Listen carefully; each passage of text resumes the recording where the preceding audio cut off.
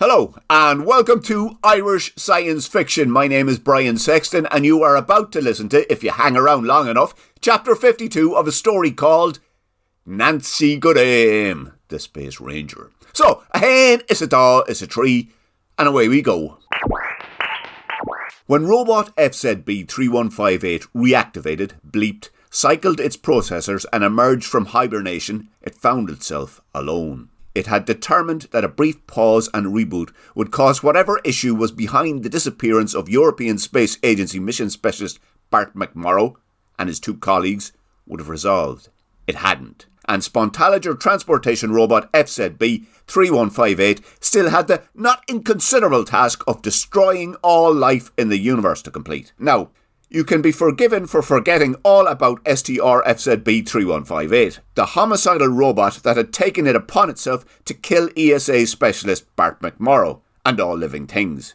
Everyone and everything else FZB3158 had ever made contact with had too. The records at McAspog Spontalager Warehouse No. 4 noted that there had been a slight decrease in the volume of incoming plucked Spontalagers and assigned another STR to compensate for the shortfall, which left FZB3158 alone and unthought of on a path almost halfway between the seaside settlement of Claspabrone and the low rolling stormy hills, close to a magical place known as Shan Lava Feistin Uachtar. Of course, Shan Lava Feistin Uachtar, like all magical things, was invisible to FZB3158, and not something it could ever incorporate into its limited understanding of existence, such is the way with robots.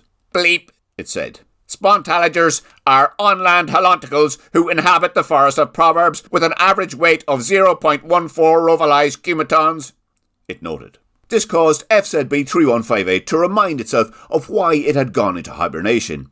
It was, as its sensory apparatus logged, all alone. There was no indication of the whereabouts of its primary target for destruction, European Space Agency mission specialist Bart McMorrow. This information was, for STR FZB3158, cataclysmic, because it meant that without the death and destruction of European Space Agency mission specialist Bart McMorrow, STR FZB3158 could not proceed to destroy all life in the universe. And without the destruction of all life in the universe, STR FZB3158 would not be able to proceed with the task of transporting Spontalagers from the forest of Proverbs to the seaside settlement of Claspabrone. And for STR FZB3158, the completion of a return trip number 1688 from the forest of Proverbs with a full payload of Spontalagers was an existential matter. And the failure to complete return trip number 1688 from the forest of Proverbs with a full payload of Spontalagers was inconceivable. And for STR FZB3158, attempting to process and evaluate the inconceivable caused a malfunction. And for STR FZB3158, a malfunction due to the failure to process and evaluate the inconceivable resulted in something no robot had ever developed before: despondency. This manifested itself by Spontalager transportation robot FZB3158 attempting to retrace and undo every single task it had completed, in an attempt to wipe itself from existence, such is the way with robots. Now, the sea of uncertainty is, by human standards, massive. Its total size is unknown, as Jupiterians don't generally bother with maps, at least maps that specify exact measurements and distances, which meant that for most Jupiterians, Claspabrone was at the edge of the Canclonic expanse, on the edge of the Sea of Uncertainty, and halfway between the uninhabited wilderness and civilization, or at least a sort of civilization. And that, like ESA mission specialist Nancy McGinley and ESA specialist Bart McMorrow, most Jupiterians had no clue how big the Sea of Uncertainty was, only that it was massive. Right, said Nancy, who at the time was seated at the controls of a large, mysteriously powered Jupiterian flying vehicle known as a Calamp. Nancy was responding to Bart's request to set the Calamp closer to the water and circle around a large statue that formed the middle stone carving of the 9 replicas of Sosman Borgstapel that marked the entrance to the harbour of Claspabrone. She manoeuvred the craft until it was 3 feet above the water and gently following a narrow clockwise spiral path out from the large imposing statue. Bart walked to the back of the cabin as she did so and stared out from the broken rear wall and onto the gently rolling surface of the ocean. A breeze threw in salty air and caused Bart to reflect on his last visit. Stupid Jupiter, he thought quietly. Or at least he thought quietly. In reality, he thought loudly and using his vocal cords. We haven't a hope of hell of finding a stupid book in this stupid ocean. Not a hope. What is the point? Just because that goody-goody McGinley wants to do the right thing by Staunton? Well, Staunton wouldn't do the right thing by anyone because he's a bollocks. Bart, I can hear you, noted Nancy. Quiet, will you, Nancy? Snapped Bart. I'm trying to think. Now, where was I? Oh yeah, Staunton's a bollocks. And the whole lot of them in mission control. Sending us off to Mars knowing full well that we didn't have a bar and sound like it too did. Typical. Are you still looking out for that book? Asked Nancy. I can't see below from where I am, she added. Do you know something, Nancy? Said Bart. We could be both old and worn out long before we ever set eyes on a floating book. If it even is floating. And we will be if we carry on looking. My guess is it has sank to the bottom of this dank sea, which is the place for it. Nobody reads anymore. Only knob-ends like Staunton and his buddies in mission control. And they only do that so they can look cool. Are you still looking for the book, Bart? Asked Nancy. Of course I am. It's a pointless thing to do. Just like travelling to Mars. Sorry, Jupiter. I forget sometimes. It doesn't matter anyway. It's just another pointless thing. Standing at the back of a busted Jupiterian flying vehicle looking for a book in the sea next to a giant statue of a dickhead. It's absolutely pointless. There is zero chance of ever spotting the book. So why bother? We'd be better off climbing out now and trying to swim back to Earth. And by the way, Nancy, I'm not serious by saying that. We wouldn't be. What I'm saying to you and anyone else listening is that there is not a hope in hell of finding a book like this. It'd be like, I don't know, like searching the moon for a pork chop. You wouldn't find one because it's just something that you would never... Oh, wait. I think I see it. The book? Asked Nancy. I don't know if it's the book, but a book. What's it supposed to look like? Is there a picture of a space rocket on the cover? Because if there is, then there's a good chance this is it. We've just gone by it. Can you put this thing into reverse? Nancy thought about Bart's request. On face value, reversing an extraterrestrial airborne vehicle along an unplotted anti-clockwise inward spiral close to the surface of a rolling ocean using a giant stone statue and nothing else as reference would be tricky. In practice, she just thought about reversing and her hands instinctively manoeuvred the levers in front of her and the craft reversed direction. I think so, she replied. Ah, come on! You've gone too far. Reverse the reverse and go back to the place you were when you reversed the forwards, just before I told you to reverse, said Bart. I'm not sure I know exactly where that was, Bart. Will you let me know? Nancy manoeuvred the levers and the craft changed direction. Is this the spot? No, you've gone too far. Put it in reverse again. But this time put it in reverse and stop just before the spot I told you to reverse the reverse. I don't know where that is, Bart. I thought you were good at maths, snapped Bart. What's maths got to do with it? You're the pilot, you tell me. Wait, you gone too far again. Reverse the reverse. You mean go forward? I know what I mean. You worry about you knowing what I mean, or we'll never get that book on board. Well, now... Would you look at that? Said Bart. That was a rectangular-shaped robot body drifting close to the statue. The well now was because of the fact that it was a rectangular-shaped robot that was familiar to Bart. He had spent several chapters on top of the robot, slowly completing a trip from a shed to the rear of Breezy McAsbug's treetop home in the Forest of Proverbs, across the Sea of Uncertainty to Claspa Brone. Bart wasn't to know, but he was about to meet that robot at the lowest state a robot could attain, and rapidly move that same robot out of its despondency. This was for two reasons.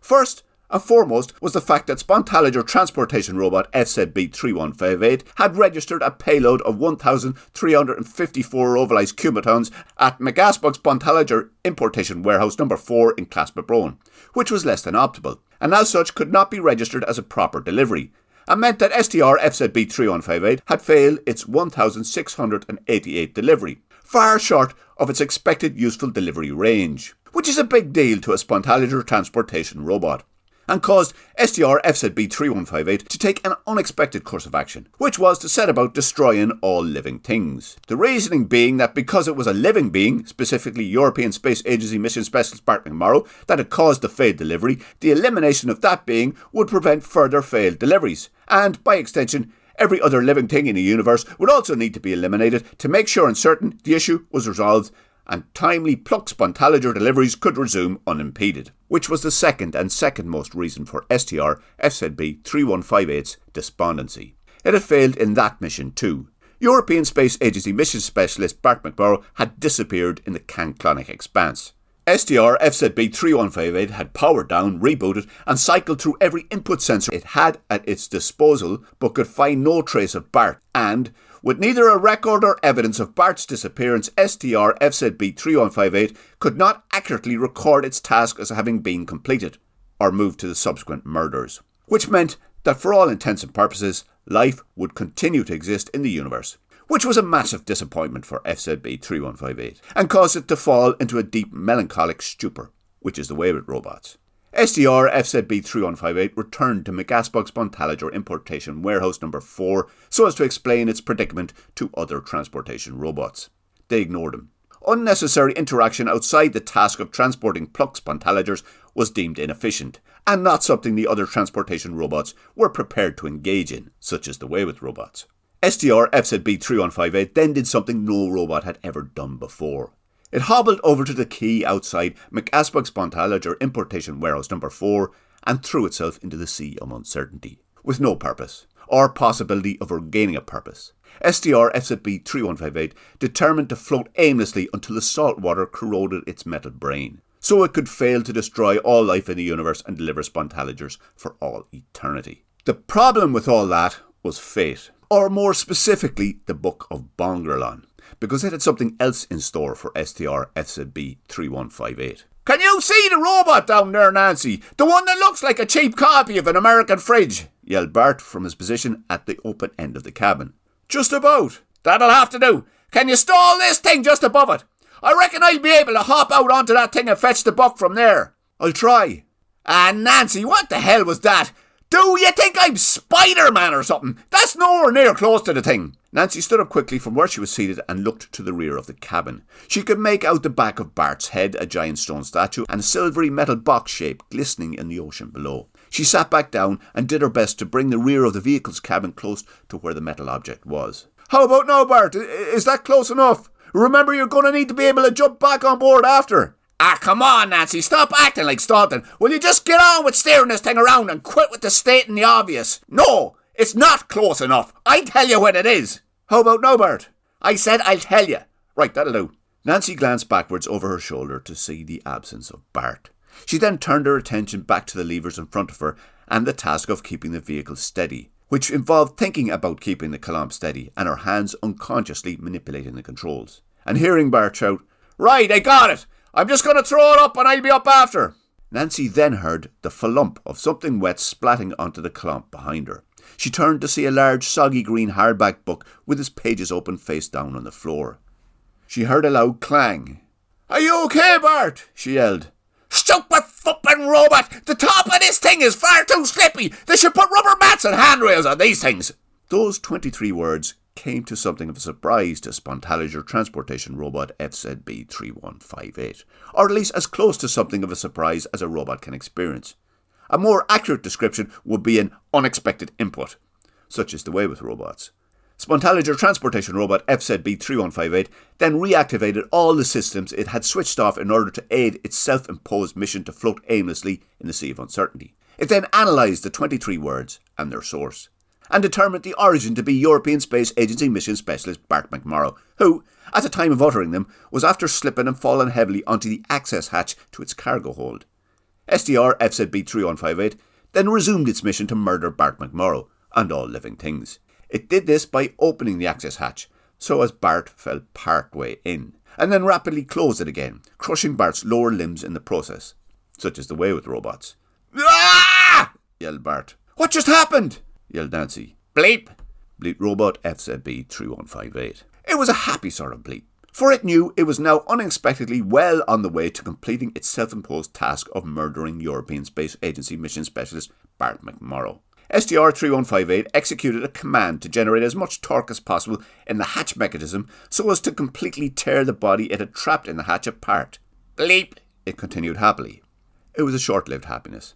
Bart, in a brief moment of strength fueled by the knowledge that he was now in his death throes and that the machine that had trapped him was the cause, reached down and yanked violently at every pipe and exposed wire he could reach. Several of them creaked, snapped and shattered, and resulted in the total failure of all systems associated with the apparatus known as STR FZB3158, which meant that the requirement to keep closed all watertight compartments was no longer executed, and caused the arrangement of metal and circuitry formerly known as STR FZB3158 to rapidly take on water, and sink down into the sea of uncertainty, taking European Space Agency mission specialist Bart McMorrow with it. "Balls!" grunted Bart. "What just happened?" yelled Nancy.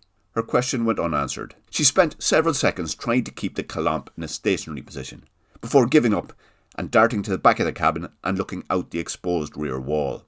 She saw a statue, sea, and nothing else, and stood for several minutes. Meanwhile, far, far away, on planet Earth, in a bedroom, two children had come to the end of a story. It hadn't finished, it had just stopped. "What happens next?" asked Kate to her older brother. "I don't know. I suppose Mammy never finished the story." Anthony sat looking at the page. There was nothing else written on it. He shrugged and placed the book back onto the carefully arranged collection of his mother's things. "Oh," said Kate. "What do you think was supposed to happen?" Anthony didn't reply. The pair sat in silence and thought of aliens and rocket ships and a world far away. One where European Space Agency mission specialist Nancy Good-Aim McGinley was standing and staring out the damaged rear wall of a Jupiterian flying vehicle onto the sea of uncertainty, where something caused Nancy to turn to the soaked book on the floor of the cabin.